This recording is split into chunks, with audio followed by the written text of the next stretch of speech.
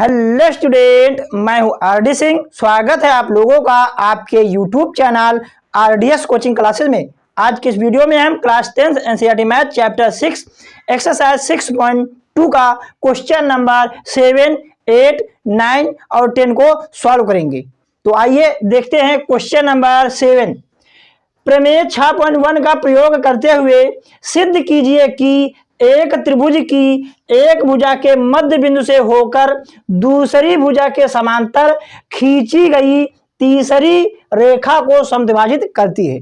फिर लिखा है याद कीजिए कि आप इसे कक्षा 9 में सिद्ध कर चुके हैं। तो यहाँ देखो, इसका पहले फिगर बनाएंगे और उसके बाद उसको सॉल्व करेंगे। तो यहाँ पर हम एक त्रिभुज बना रहे हैं ABC। ये हमने एक त्रिभुज बना दिया है, त्रिभुज ABC। ठीक, ये A, ये B, ये C। और उसके बाद यहाँ देखो क्या लिखा है कि एक भुजा के मध्य बिंदु, तो हम मान लेते हैं ये भुजा AB का यहाँ पे मध्य बिंदु हम मान के चल रहे हैं ये D है। ठीक, एक भुजा के मध्य बिंदु से होकर दूसरी भुजा के समांतर, इससे इस एक भुजा के मध्य बिंदु से होकर जाने वाली रेखा होनी चाहिए। और ये दूसरी भुजा, ये पहली भुजा मान के चलें, ये दूसरी के क्या हो, समांतर। क्या लिखा है, दूसरी भुजा के समांतर खींची गई रेखा। ये जो खींची गई रेखा है तीसरी भुजा को, ये तीसरी भुजा है, तीसरी भुजा को समद्विभाजित करती है। मतलब कि तीसरी भुजा को दो बराबर भागों में बांटेगी। ये हमें सिद्ध करना है। तो ये अपना D है। ठीक, फिर से देख लो, एक बार क्वेश्चन में लिखा है एक त्रिभुज है, उसमें एक भुजा के मध्य बिंदु से होकर जाने वाली रेखा और दूसरी भुजा के समांतर और तीसरी भुजा को समद्विभाजित करती है। ये हमें लाना है। ठीक, ये क्वेश्चन में दिया हुआ है। तो देखो जो दिया है वो हम लिखेंगे। दिया है, क्या दिया हुआ है कि त्रिभुज ABC में, ठीक, त्रिभुज ABC में भुजा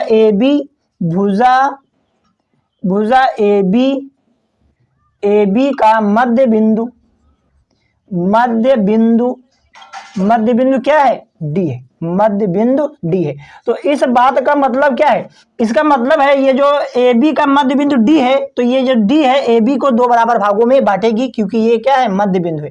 तो यहां से आ जाएगा AD बराबर BD। AD बराबर BD लिखो या फिर DB लिखो, कुछ भी लिख सकते हो। ठीक, इस बात का मतलब है।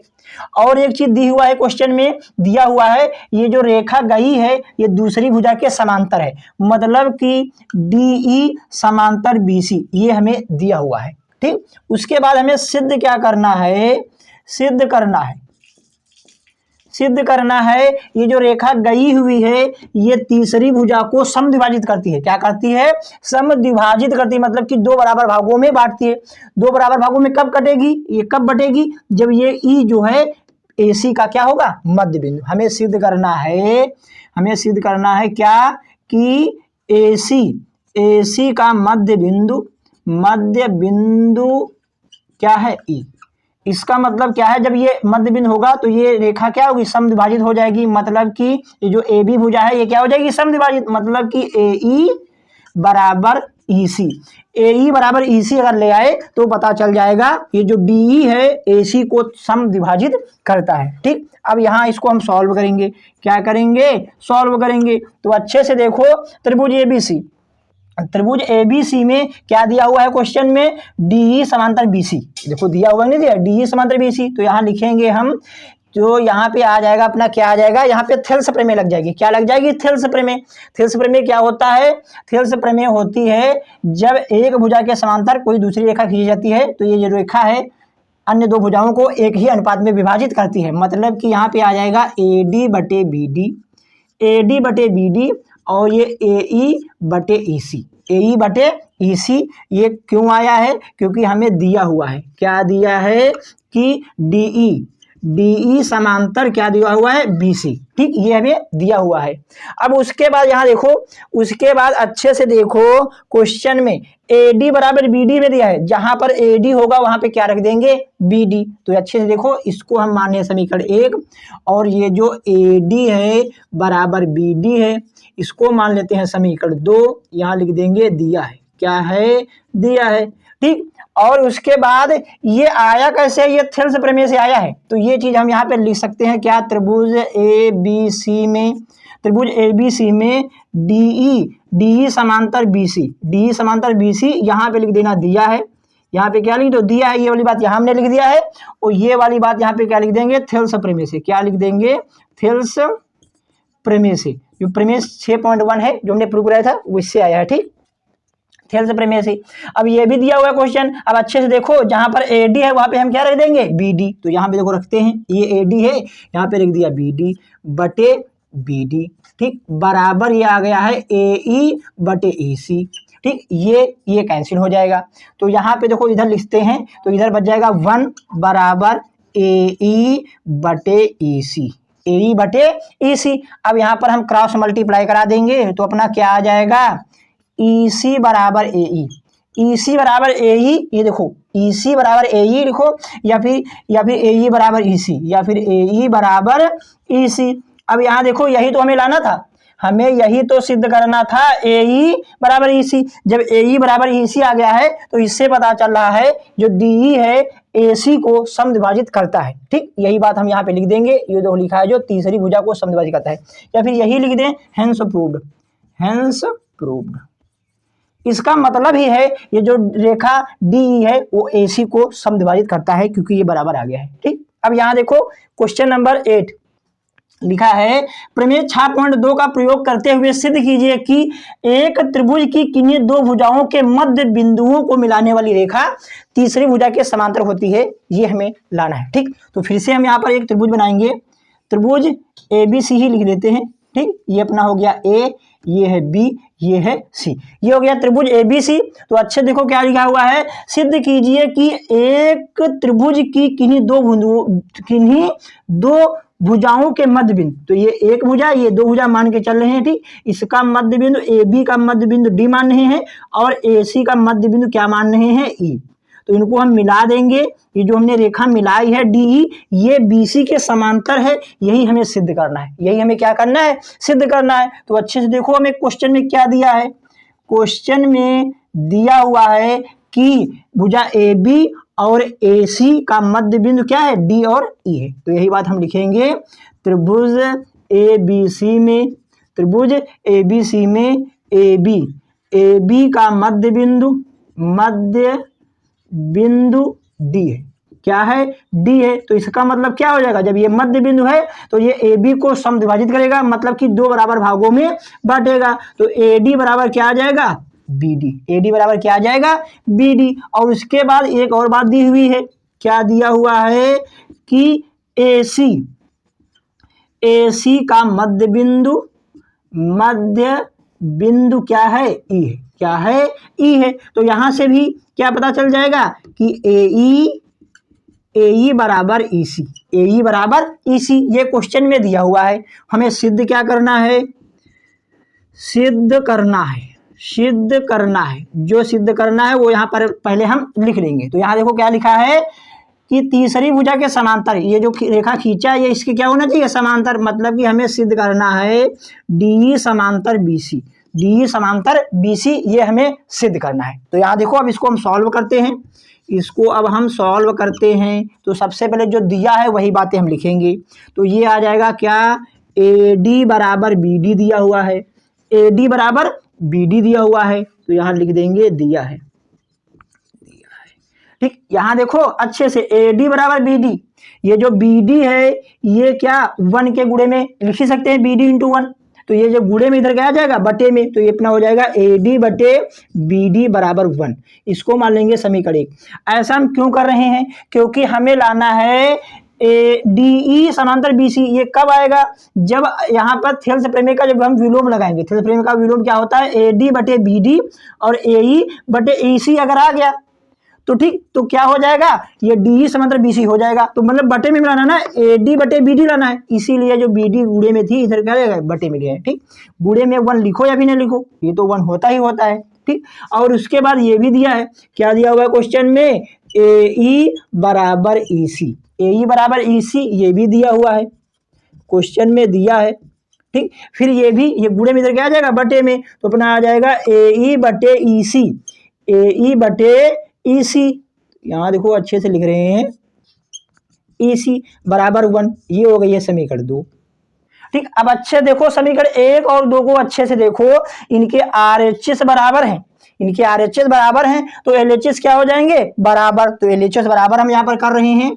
तो समीकरण 1 व 2 से, समीकरण 1 व 2 से, तो अच्छे से देखो, समीकरण 1 व 2 से इनके RHS बराबर है तो LHS बराबर कर देंगे हम AD बटे BD बराबर AE बटे EC, बराबर AE बटे EC। अगर ये आ गया है तो यहाँ पर हम लगा देंगे थेल्स प्रमेय का विलोम। क्या लगा देंगे, थेल्स प्रमेय का विलोम।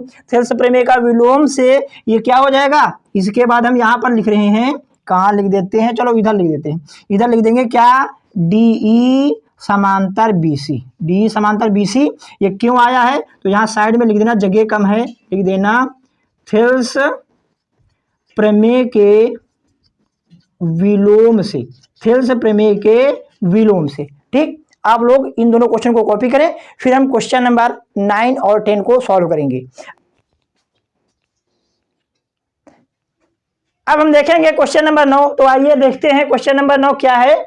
ABCD एक समलंब है, ABCD एक समलंब है। समलंब के बारे में हम बेसिक कॉन्सेप्ट ऑफ ट्रायंगल एक वीडियो में बना रखा है, उसमें अच्छे से बताया है। अगर आप लोगों ने उस वीडियो को नहीं देखा है तो उसको जरूर देख लें। ठीक, तो यहाँ लिखा है जिसमें AB समांतर CD है तथा विकर्ण परस्पर बिंदु O पर प्रतिच्छेद करते हैं, दर्शाइए कि AO बटे BO बराबर CO अपॉन DO। तो हमें समलंब बनाना है एक ABCD जिसमें AB समांतर CD हो, तो दो समांतर भुजाएं होनी चाहिए। तो ये AB हो सकता है, ये हमने क्या मान लिया, इसको मान लिया BC, ये AB है और इसको मान लिया CD, क्या मानते हैं, CD। ठीक,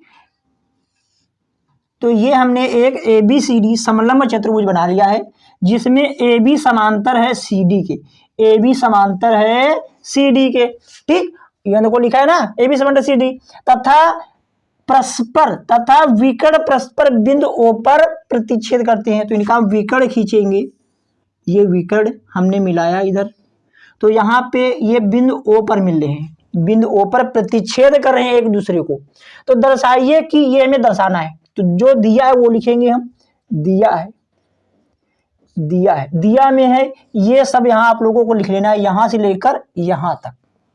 क्या लिखना है, ABCD एक समलंब है जिसमें AB समांतर CD तथा विकर्ण बिंदु O पर प्रतिच्छेद करते हैं, ये दिया में है, लिख लेना। ठीक, सिद्ध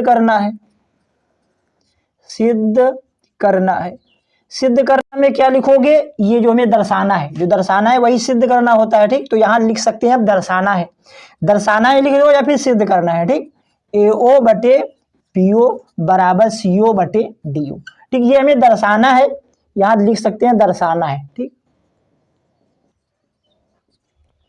अब अगर रचना की आवश्यकता पड़ेगी तो रचना करना पड़ेगा, रचना करनी पड़ेगी, उसके बाद हल करना है।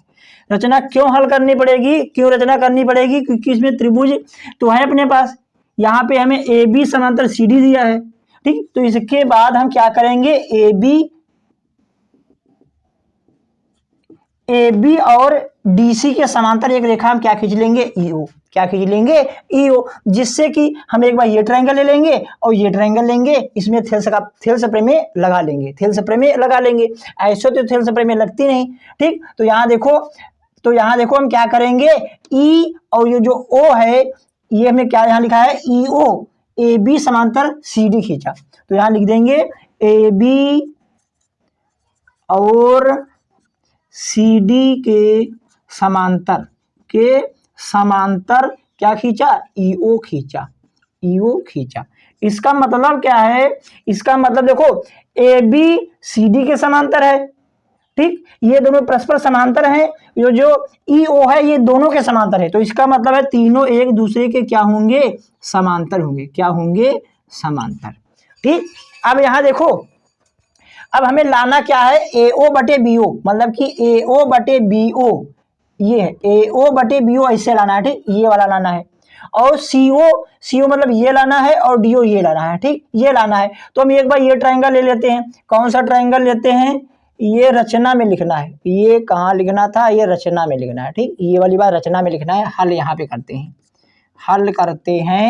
त्रिभुज ACD में EO ईओ समांतर, ईओ समांतर डीसी, ईओ समांतर डीसी देख सकते हो आप लोग। त्रिभुज ये वाला ट्रायंगल देखो अच्छे से कहा गया एसीडी, एसीडी देखो अच्छे से, ये ट्रायंगल देखना है आप लोगों को एसीडी। इस वाले ट्रायंगल में है क्या, ये जो ईओ है डीसी के समांतर है, यहाँ अच्छे से देख सकते हो आप लोग। जब ये समांतर है तो इसमें हम थेल्स प्रमेय का यूज कर सकते हैं। तो थेल्स प्रमेय यहाँ पे लगाते हैं। थेल्स प्रमेय क्या हो जाएगी, यहाँ पे आ जाएगा क्या ए ओ, क्या आ जाएगा ए ओ बटे ओ सी लिखो या फिर सी ओ, ठीक, बराबर बराबर ये क्या आ जाएगा ए ई बटे ई डी, ए ई बटे ई डी, ये हो जाएगी अपनी समीकरण एक। क्या हो जाएगी समीकरण एक। यहाँ पर जगह कम है तो इसको हम इसी साइड इधर सॉल्व कर लेते हैं, ठीक, आप लोग इसके नीचे सॉल्व करना। तो उसके बाद हम ये वाला ट्रायंगल ले रहे हैं। अब यहाँ देखो ये वाला ट्रायंगल ले लेते हैं, ए बी के समांतर ई ओ आ जाए, तो ये अपना ट्रायंगल है, ये वाला ट्रायंगल है, ठीक, ये वाला ट्रायंगल लेते हैं। तो यहाँ पर हम लिखेंगे, क्या लिखेंगे, त्रिभुज ए बी डी, त्रिभुज ए बी डी में ए बी समांतर ई ओ, ए बी किसके समांतर है ई ओ के, ठीक। तो यहाँ अच्छे से देखो, यहाँ भी हम थेल्स प्रमेय का यूज करेंगे।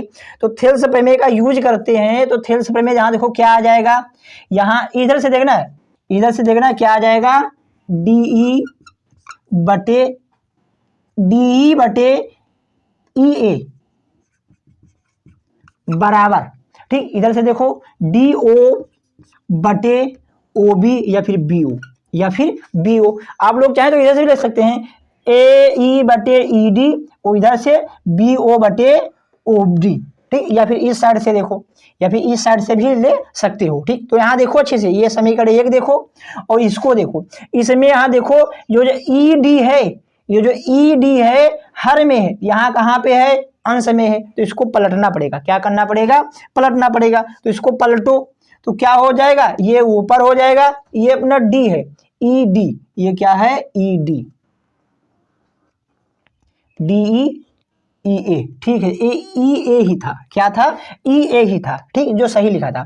अब यहाँ देखो अच्छे से, अब यहाँ देखना है हमें, इसको दोनों पक्षे पलटना है। क्यों पलटना है, क्योंकि यहाँ देखो ए ई अंश में है, इसमें ये ए ई लिखो या फिर ई हर में है, तो इसको पलटना पड़ेगा। तो यहाँ पलटो तो ये ऊपर जाएगा, ये हो जाएगा ई ए और ये आ जाएगा डी ई, ठीक, इधर भी पलट सकते हो, तो ये हो जाएगा बी ओ और ये डी ओ, ठीक, ऐसे पलट सकते हैं। उसके बाद अच्छे से देखो, ये वाला उस साइड है, ये वाला इस, मतलब कि ए ई बटे D E R H S में है वहाँ, और यहाँ पे एल एच एस में है, तो हम पलट देंगे, मतलब इसको इस पार लाएंगे और इसको इस पार भेज देंगे।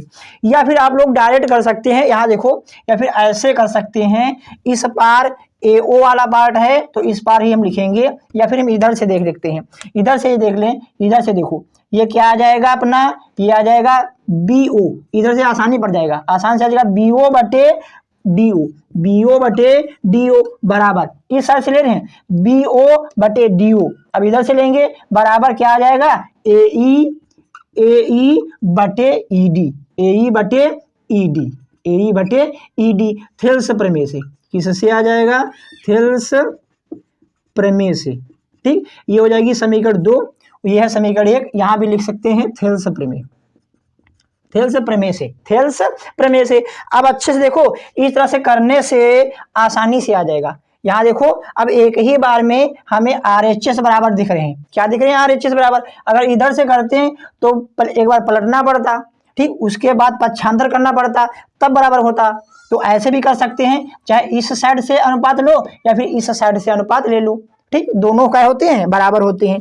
तो यहाँ लिख देंगे हम समीकरण 1 व 2 से, समीकरण 1 व 2 से, समीकरण 1 व 2 से। तो अच्छे से देखो, समीकरण 1 व 2 में RHS बराबर है, RHS बराबर है तो LHS क्या हो जाएंगे बराबर, तो अपना आ जाएगा AO बटे CO बराबर, बराबर क्या आ जाएगा BO बटे DO, BO बराबर BO बटे DO। अब हमें देखो सिद्ध क्या करना है, AO के बटे हमको लाना है BO, जबकि AO के बटे क्या CO है। तो क्या करेंगे, ये जो BO है इसका पक्षांतर करेंगे, इसको यहाँ पर ले आएंगे और इसको वहां पर भेज देंगे, ठीक, तो यहाँ देखो क्या हो जाएगा, AO बटे क्या आ जाएगा यहाँ पे BO। अब CO की जगह पे हम BO लाए हैं तो CO को कहाँ कर देंगे, BO की जगह पे, ये हो जाएगा CO बटे DO, CO बटे DO। अब अच्छे से देखो, यही तो हमें लाना था, तो हेंस प्रूव्ड, हेंस प्रूव्ड।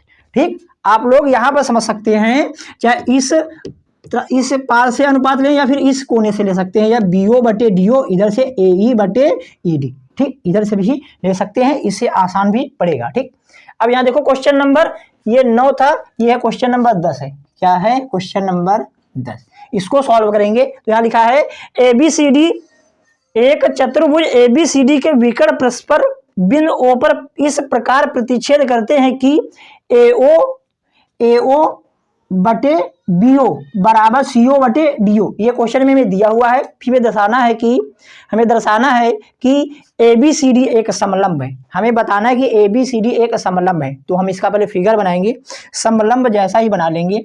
ठीक, ये हमने एक चतुर्भुज बनाया है ABCD। ठीक, ये अपना A है, ये B है, ये C है, ये D है। ठीक, ABCD एक चतुर्भुज बना लिया है। इसके विकर्ण जो हैं एक दूसरे को बिंदु O पर प्रतिच्छेद करते हैं, ये भी दिया है। और ये भी क्वेश्चन में दिया है, क्या दिया हुआ है, AO बटे BO बराबर CO बटे DO, ये दिया हुआ है क्वेश्चन में, दिया में है। यहां से शुरू करना, आप लोग यहां तक सब लिख सकते हैं, तो हम केवल इतना लिख रहे हैं, आप लोग पूरा लिख लेंगे, AO बटे BO बराबर CO बटे DO। आप लोग यहां से शुरू करना, यहां तक सारा लिखना है, हम केवल इतना लिख रहे हैं। ठीक, दिया है, वो हमें सिद्ध क्या करना है, हमें सिद्ध करना है, दर्शाना है, तो दर्शाना लिख देंगे हम, दर्शाना है। क्या दर्शाना है हमें, ABCD समलंब है।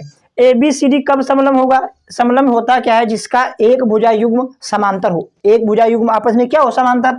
अगर ये आ जाए, क्या आ जाए, AB समांतर CD, तो पता चल जाएगा ABCD क्या है, समलंब। तो यहाँ लिख सकते हैं ABCD एक समलंब है। हमें क्या लाना है, समलंब।